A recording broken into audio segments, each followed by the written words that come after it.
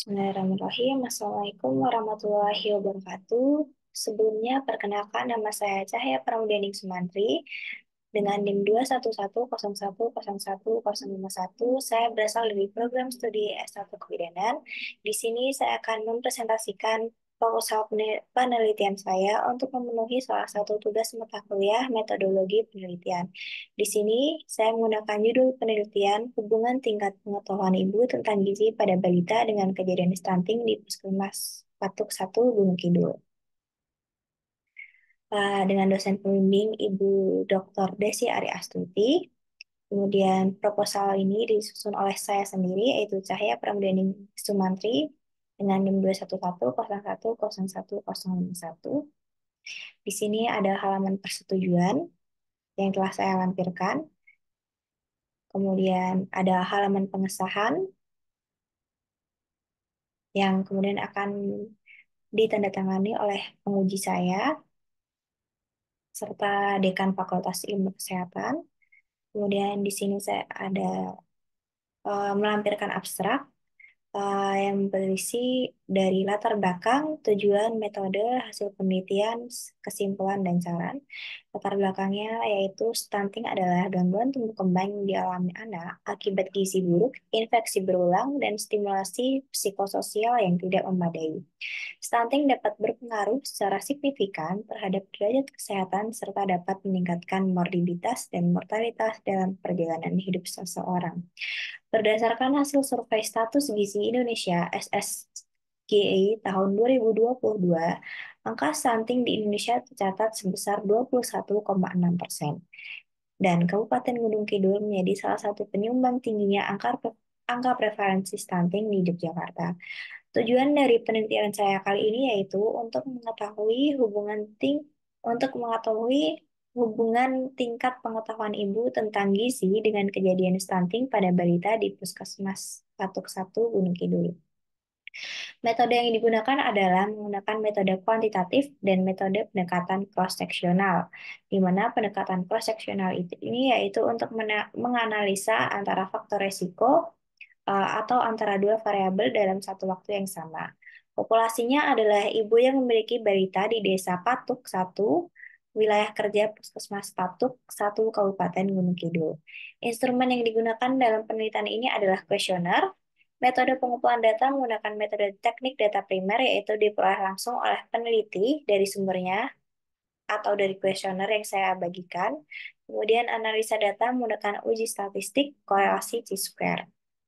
Hasil penelitian yaitu terdapat hubungan antara pengetahuan ibu tentang gizi dengan kejadian stunting pada balita dengan hasil korelasi T-square dengan sigma 0,00 atau kurang dari 0,05.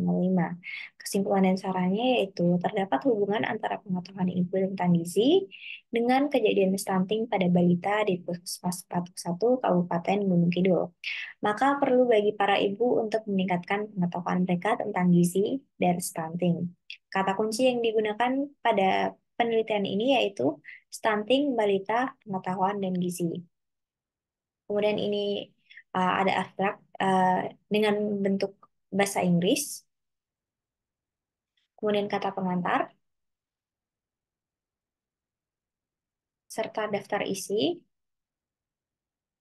daftar tabel, daftar gambar, daftar lampiran, kemudian bab 1. Di bab 1 ini terdapat latar belakang, yaitu stunting adalah gangguan tumbuh kembang yang dialami anak akibat gizi buruk, infeksi berulang, dan stimulasi psikososial yang tidak memadai. Stunting merupakan indikator keberhasilan, kesejahteraan, pendidikan, dan pendapatan masyarakat. Dampaknya sangat luas, mulai dari dimensi ekonomi, kecerdasan, kualitas, dan dimensi bangsa yang berefek pada masa depan anak. Dampak yang ditimbulkan akibat stunting yaitu masalah pertumbuhan dan perkembangan fisik pada anak yang irreversibel, kemerosotan kapabilitas, penurunan kognitif, hambatan motorik, dan penurunan produktivitas. Masalah gizi kurang yang ada pada saat ini antara yang disebabkan oleh ketidakcukupan ketersediaan pangan dan zat-zat gizi tertentu, tetapi juga dipengaruhi oleh kemiskinan, sanitasi lingkungan, dan ketidaktahuan tentang gizi. Tingkat pengetahuan ibu tentang gizi mempengaruhi kemampuan keluarga untuk mencakup gizi pada balita. Kasus stunting pada balita ini dapat dicegah apabila ibu memiliki pengetahuan yang baik, khususnya tentang kesehatan. Seseorang dapat mengetahui berbagai macam gangguan kesehatan yang akan timbul. Selain itu, dengan pengetahuan tentang gizi yang cukup baik, maka informasi yang diperoleh dapat diterapkan dalam kehidupan sehari-hari. Kemudian terdapat beberapa penelitian terdahulu tentang pengetahuan ibu terhadap stunting dan gizi pada balita. Yang pertama, penelitian oleh Lolan dan Sutriawan pada tahun 2021 menyatakan bahwa pengetahuan orang tua tentang gizi adalah salah satu faktor terjadinya stunting pada anak. Kemudian untuk penelitian yang dilakukan oleh Ika dan teman-teman pada tahun 2018 di wilayah kerja Puskesmas Saptosari, Kabupaten Gunung Kidul, menunjukkan terdapat hubungan yang bermakna antara pengetahuan ibu tentang gizi dengan kejadian stunting pada balita. Kemudian, dari hasil penelitian di Kota Bandung menyatakan sebagian besar balita yang mengalami stunting, ibunya belum mengetahui tanda-tanda balita yang mengalami masalah gizi. Kemudian penelitian lain yang dilakukan oleh Fitria Hayu DKK di Kota Bandung pada balita usia 24 hingga 36 bulan menunjukkan bahwa ada hubungan yang signifikan antara pengetahuan ibu tentang gizi dengan kejadian stunting. Kemudian di sini saya sebagai calon bidan, kemudian saya akan melampirkan beberapa peran bidan untuk mencegah stunting. Salah satunya itu sebagai motivator. Peran bidan sebagai motivator juga tidak kalah pentingnya, di mana peran bidan sebagai motivator harus memberikan dorongan, arahan, dan bimbingan. Kemudian sebagai fasilitator, yaitu yang harus dimiliki oleh setiap bidan, yaitu bidan harus memberikan bimbingan secara teknik atau memberikan pelayanan kesehatan. Fasilitator harus mampu menginterpretasikan tiga aspek penting, yaitu optimalisasi fasilitas, penyediaan waktu, dan optimalisasi partisipasi masyarakat. Kemudian yang terakhir ada peran bidan sebagai konselor. Dalam aspek sosialisasi atau promosi kesehatan sangat diperlukan. Bidan harus memberikan pendekatan atau pelatihan kepada masyarakat serta memahami persoalan dalam masyarakat. Kemudian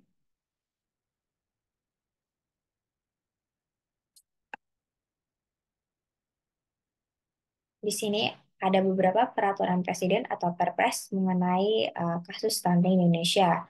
Yang pertama terdapat peraturan presiden atau Perpres nomor 42 tahun 2013 tentang Gerakan Nasional Percepatan Perbaikan Gizi. Kemudian peraturan Menteri Kesehatan nomor 23 tahun 2014 tentang upaya perbaikan gizi. Kemudian Presiden Republik Indonesia Joko Widodo telah menandatangani Peraturan Presiden Perpres nomor 72 tahun 2021 tentang percepatan penurunan stunting. Perpres ini juga memperkuat penerapan strategi nasional percepatan penurunan stunting dari tahun 2018 hingga tahun 2024 yang bertujuan untuk menurunkan prevalensi stunting, meningkatkan kualitas penyiapan kehidupan berkeluarga, menjamin pemenuhan asupan gizi, dan memperbaiki pola asuh. Kemudian di sini dalam pandangan Islam, pencegahan stunting adalah tugas penting yang harus diemban oleh masyarakat Muslim seperti yang tercantum dalam Quran Surat An-Nisa ayat 9, sebagaimana artinya, dan hendaklah takut kepada Allah orang-orang yang seandainya meninggalkan di belakang mereka anak-anak yang lemah, yang mereka khawatirkan kesejahteraan mereka. Oleh sebab itu, hendaklah mereka bertakwa kepada Allah dan hendaklah mereka mengucapkan perkataan yang benar. Kemudian rumusan masalahnya itu berdasarkan uraian pada latar belakang di atas, apakah terdapat hubungan antara tingkat pengetahuan ibu tentang gizi dengan kejadian stunting pada balita di Puskesmas Patuk 1 Gunung Kidul. Dengan tujuan umum dari penelitian ini adalah mengetahui hubungan tingkat pengetahuan ibu tentang gizi dengan kejadian stunting pada balita di Puskesmas Patuk 1 Gunung Kidul. Tujuan khususnya itu mengidentifikasi tingkat pengetahuan ibu tentang gizi pada balita di Puskesmas Patuk 1 Gunung Kidul, mengidentifikasi kasus kejadian stunting pada balita. Manfaat praktisnya yaitu bagi responden atau bagi ibu yaitu memberikan informasi tambahan dan wawasan terkait kejadian stunting. Bagi Puskesmas Patuk 1, Hasil penelitian ini diharapkan dapat menjadi sumber informasi untuk pemecahan masalah kesehatan di masyarakat, khususnya permasalahan gizi pada anak balita. Kemudian bagi institusi yaitu dapat dijadikan sebagai bahan referensi baru dalam memberikan informasi terkait pengetahuan ibu tentang stunting. Kemudian bagi tenaga kesehatan yaitu diharapkan hasil penelitian ini dapat memberikan informasi yang dapat meningkatkan upaya tindakan pencegahan kejadian stunting pada anak balita. Kemudian manfaat teoretisnya yaitu sebagai bahan bacaan untuk memperkaya dan memperluas bahan kajian dalam mengembangkan penelitian selanjutnya yang berkaitan dengan kejadian stunting pada balita. Ruang lingkup yang digunakan adalah hubungan antara pengetahuan ibu tentang gizi dengan kejadian stunting pada balita usia 24 hingga 60 bulan di Puskesmas Patuk 1 Gunung Kidul. Kemudian ruang lingkup responden yaitu ibu yang memiliki anak balita usia 24 hingga 60 bulan. Ruang lingkup tempat yaitu uh, berdasarkan survei SSGI pada tahun 2022, angka prevalensi stunting di Yogyakarta mencapai 16,6%, dengan Kabupaten Gunung Kidul yang memiliki angka prevalensi stunting paling tinggi dibandingkan dengan kabupaten lainnya yang ada di Yogyakarta. Maka dari itu, penelitian ini dilakukan di Kabupaten Gunung Kidul, Yogyakarta, tepatnya di Puskesmas Patuk 1 Gunung Kidul. Ruang lingkup waktu yaitu dari bulan November hingga Desember 2023. Kemudian di sini ada keaslian penelitian. Di sini saya mencantumkan 3 jurnal nasional dan 1 jurnal internasional. Dengan semua hasil penelitian itu menunjukkan terdapat hubungan yang signifikan antara pengetahuan ibu tentang gizi dengan kejadian stunting pada balita. Terdapat beberapa perbedaan dalam penelitian tersebut, yaitu perbedaan tempat, waktu, besar sampel, subjek penelitian, dan desain penelitian. Kemudian untuk tinjauan pustaka, yang pertama ada definisi pengetahuan. Pengetahuan adalah merupakan hasil dari tahu dan ini terjadi setelah seseorang melakukan penginderaan terhadap suatu objek tertentu. Pengetahuan atau knowledge adalah hasil penginderaan manusia atau hasil tahu seseorang terhadap suatu objek melalui panca indera yang dimilikinya. Faktor yang mempengaruhi pengetahuan ada usia, pendidikan, pekerjaan, dan sumber informasi. Serta terdapat 6 tingkat pengetahuan menurut Noto Atmojo, yaitu ada tahu atau know, kemudian memahami atau comprehension, aplikasi atau application, kemudian ada analisa atau analyze, kemudian sintesis, dan ada evaluasi atau evaluation. Kemudian hubungan pengetahuan ibu tentang gizi dengan kejadian stunting. Pengetahuan tentang gizi pada orang tua dipengaruhi oleh beberapa faktor, yaitu diantaranya adalah umur, di mana semakin tua umur seseorang, maka proses perkembangan mentalnya menjadi baik.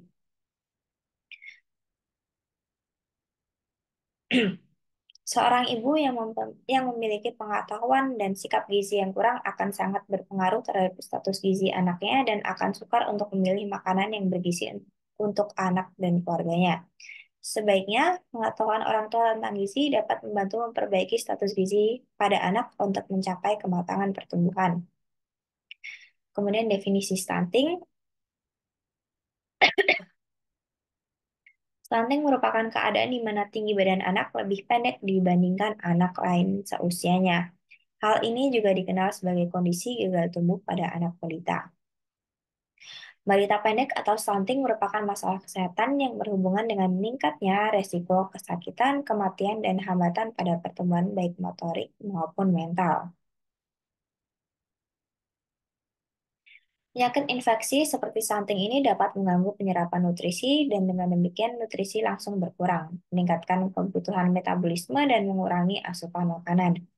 Faktor yang mempengaruhi stunting yang pertama ada riwayat berat badan lahir, riwayat pemberian ASI eksklusif, masalah kesehatan anak, konsumsi tablet besi saat hamil, pola asuh makan, pendapatan keluarga, ketepatan MPASI, akses air bersih, dan sanitasi keluarga. Dampak stunting. Dampak stunting yaitu terdapat dampak jangka panjang dan dampak jangka pendek. Dampak jangka panjangnya yaitu menurunnya kognitif atau presentasi belajar, menurunnya sistem kekebalan tubuh sehingga anak mudah sakit. Kemudian yang terakhir ada resiko tinggi timbulnya penyakit diabetes, obesitas, jantung, dan penyakit pembuluh darah, kanker, stroke, dan kecacatan di usia lanjut. Kemudian ada jangka pendek yaitu gangguan perkembangan otak, gangguan kecerdasan, gangguan pertumbuhan fisik, gangguan metabolisme dalam tubuh. Kemudian ciri-ciri anak yang stunting, yaitu tinggi dan berat badannya lebih kecil dibandingkan dengan anak yang seusianya. Anak rentan mengalami gangguan tumbuh kembang atau lambat dalam tumbuh kembang, mengalami gangguan kesehatan, kurang aktif, dan terlihat lemas terus-menerus. Kemudian pencegahan stunting, yaitu dapat dicegah dengan memenuhi kebutuhan gizi anak yang sesuai pada 1.000 hari pertama kehidupan. Pemenuhan kebutuhan asupan nutrisi bagi ibu hamil, konsumsi protein pada menu harian untuk balita usia di atas 6 bulan dengan kadar protein yang sesuai dengan usianya, menjaga kebersihan sanitasi dan memenuhi kebutuhan air bersih, rutin membawa anak untuk mengikuti posyandu minimal 1 bulan sekali. Untuk diukur berat badan dan tinggi badannya. Kemudian definisi balita, balita merupakan anak yang usianya berumur antara 1 hingga 5 tahun. Kebutuhan energi dan gizi pada balita yaitu pertama ada energi yang bersumber dari protein, lemak, dan gula. Kemudian ada protein yang bersumber dari ikan, susu, daging, telur, dan kacang-kacangan. Kemudian ada lemak yang bersumber dari mentega, susu, daging, ikan, dan minyak nabati. Kemudian ada karbohidrat. Kemudian ada serat, vitamin dan mineral yang berfungsi untuk metabolisme pada tubuh, kemudian zat besi, yaitu dapat diperoleh dari makanan atau minuman yang mengandung vitamin C. Kemudian kalsium yang berfungsi untuk pertumbuhan tulang dan gigi. Klasifikasi status gizi pada balita. Berikut saya lampirkan tabel klasifikasi gizi pada balita menurut Peraturan Menteri Kesehatan Republik Indonesia Nomor 2 Tahun 2020 tentang standar antropometri anak.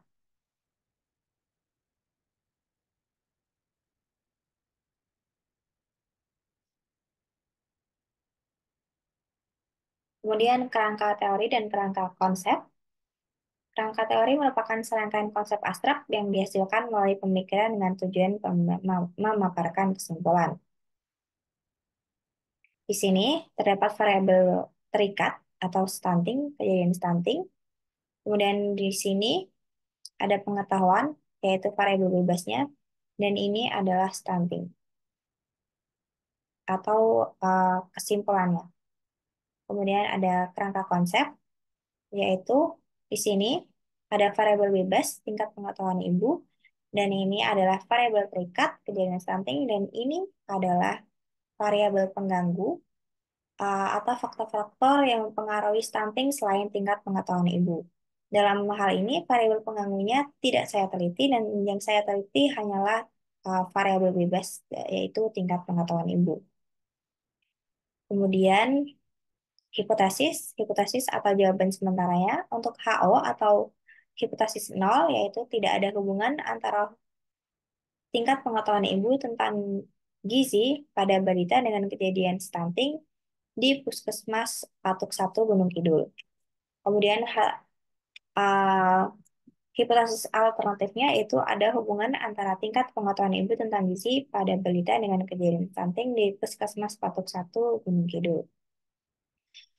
Bab 3 metodologi penelitian, yaitu yang pertama ada desain dan rancangan penelitian. Penelitian ini merupakan penelitian kuantitatif dengan desain penelitian yang digunakan adalah cross-seksional. Desain cross-seksional ini mempelajari hubungan antara faktor resiko dan faktor efek dengan cara pengambilan data terhadap variabel penelitian yang dilakukan pada satu waktu yang bersamaan. Desain ini digunakan untuk menganalisis hubungan pengetahuan ibu tentang gizi dengan kejadian stunting pada balita umur 24 sampai 60 bulan. Kemudian variabel penelitian yaitu yang pertama ada variabel bebas atau variabel independen, yaitu di sini variabel bebasnya adalah tingkat pengetahuan ibu tentang gizi. Kemudian variabel terikatnya atau variabel dependennya adalah kejadian stunting pada balita usia 24 hingga 60 bulan. Kemudian variabel pengganggunya yaitu riwayat BBL, riwayat pemberian ASI eksklusif, masalah kesehatan anak, konsumsi tablet besi saat hamil, pola asuh makan, pendapatan keluarga, ketepatan MPASI, akses air bersih, dan sanitasi keluarga. Kemudian ada DO atau definisi operasional, yaitu definisi sesungguhnya dari variabel penelitian, yaitu penjelasan tentang variabel yang diteliti, cara memperoleh atau cara pengukurannya, dan skala datanya. Nah, di sini ada variabel bebas atau tingkat pengetahuan ibu, yaitu semua yang diketahui ibu yang berkaitan dengan gizi pada balita mulai dari pengertian, pemenuhan gizi pada balita, pola asuh makan, dan sebagainya. Dengan menggunakan alat ukur kuesioner, dengan hasil dari pengetahuan yaitu dikategorikan menjadi kurang, baik, dan cukup dengan menggunakan skala ukur ordinal. Kemudian ada variabel terikat atau kejadian stunting yaitu balita umur 24 hingga 60 bulan yang mengalami stunting di Puskesmas Patuk 1 Kabupaten Gunung Kidul. Alat ukurnya yaitu mikrotostatur serta timbangan berat badan. Hasil ukurnya yaitu apabila tinggi badan per umur kurang dari 3 sampai dengan kurang dari 2, anak dikategorikan pendek, serta yang kedua apabila tinggi badan per umur hasilnya kurang dari -3, anak dikategorikan sangat pendek dengan skala ukur nominal. Kemudian populasi dan sampel. Populasi adalah keseluruhan objek penelitian atau objek yang diteliti. Dalam hal ini, penelitian ini adalah seluruh balita usia 24 hingga 60 bulan di Puskesmas Patuk 1 Gunung Kidul dengan jumlah responden sebanyak 130 responden. Kemudian sampel yaitu bagian dari populasi yang diambil sebagai sumber data yang dapat mewakili seluruh populasi yang ada dengan menggunakan teknik sampling. Dengan kriteria inklusi yaitu ibu yang memiliki balita berusia 24 hingga 60 bulan, mempunyai riwayat pemberian ASI eksklusif, bersedia menjadi responden. Dan kriteria eksklusinya yaitu balita dengan riwayat BBLR, balita dengan penyakit kronis, serta balita dengan disabilitas. Kemudian jumlah sampel dihitung dengan rumus N sama dengan jumlah populasi per 1 ditambah jumlah populasi dikalikan tingkat signifikansi di sini menggunakan 0,05 dan diperoleh sebanyak 98 responden, 98 sampel. Kemudian etika penelitiannya yaitu ada informed consent yaitu bentuk persetujuan antara peneliti dengan responden, anonymity atau hanya mencantumkan nama responden pada lembar alat ukur dan hanya menuliskan kode pada lembar pengumpulan data. Kemudian confidentiality yaitu memberikan jaminan kerahasiaan hasil penelitian kuesioner baik informasi maupun lainnya. Kemudian alat dan metode pengumpulan data. Yang pertama ada instrumen penelitian, di sini menggunakan kuesioner. Instrumen penelitian ini menggunakan kuesioner pengetahuan ibu tentang gizi pada balita dengan nilai validitas lebih dari 0,349 dan nilai reliabilitas alpha clone batch sebesar 0,886 atau lebih dari 0,6. Pengukuran tinggi badan menggunakan mikrotostatur meter dengan ketelitian 0,1 cm, sedangkan untuk menentukan stunting dengan menggunakan Z-score pada standar antropometri TB per umur. Kemudian metode pengumpulan datanya yaitu teknik data primer, di mana data ini dikumpulkan langsung oleh peneliti dari sumber datanya. Kemudian metode pengolahan data dan analisis data yaitu yang pertama ada editing atau memeriksa kembali kelengkapan pengisian. Kemudian ada coding yaitu merubah data dalam bentuk huruf ataupun angka. Kemudian processing, melakukan proses analisa setelah semua data selesai. Kemudian cleaning yaitu melakukan pengecekan ulang dan pembersihan data-data sebelum pengolahan lebih lanjut. Kemudian ada analisa data. Di sini terdapat analisa univariat dan bivariat. Analisa univariat yaitu melihat distribusi frekuensi dan presentase yang meliputi usia ibu, pendidikan, pekerjaan, tinggi badan, dan pengetahuan ibu tentang gizi. Kemudian analisis bivariatnya yaitu melihat hubungan antara variabel independen dengan variabel dependen. Analisa bivariat pada penelitian ini digunakan untuk mengetahui hubungan tingkat pengetahuan ibu tentang gizi pada balita dengan kejadian stunting menggunakan uji statistik korelasi chi-square untuk variabel bebas terhadap variabel terikat. Kemudian rencana jalannya penelitian yang pertama, tahap awal yaitu mengajukan judul proposal, selanjutnya seminar dan perbaikan atau revisi, kemudian meminta surat izin penelitian dari Fakultas Ilmu Kesehatan Universitas Aisyah Yogyakarta untuk selanjutnya melakukan proses perizinan kepada tempat yang digunakan untuk penelitian. Yang kedua ada tahap pelaksanaan yaitu melakukan pengumpulan data penelitian di Puskesmas Patuk 1 Gunung Kidul pada bulan November hingga Desember 2023 dengan menggunakan kuesioner. Kemudian data dikumpulkan, kemudian dilakukan scoring. Dilakukan scoring pada hasil kuesioner untuk selanjutnya dilakukan analisa data serta uji hipotesis.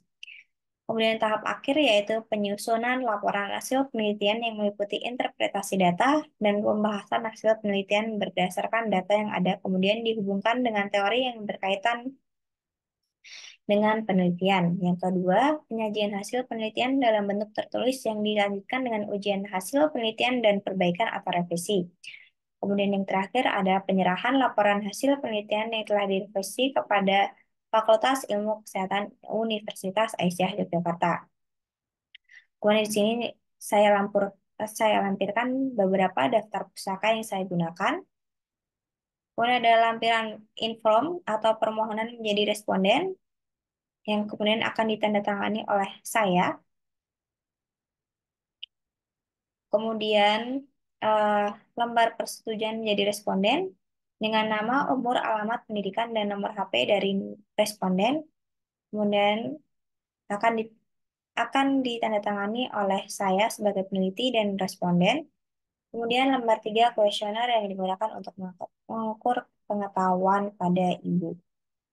Baik, sekian yang dapat saya sampaikan. Kurang dan lebihnya mohon maaf. Wassalamualaikum warahmatullahi wabarakatuh.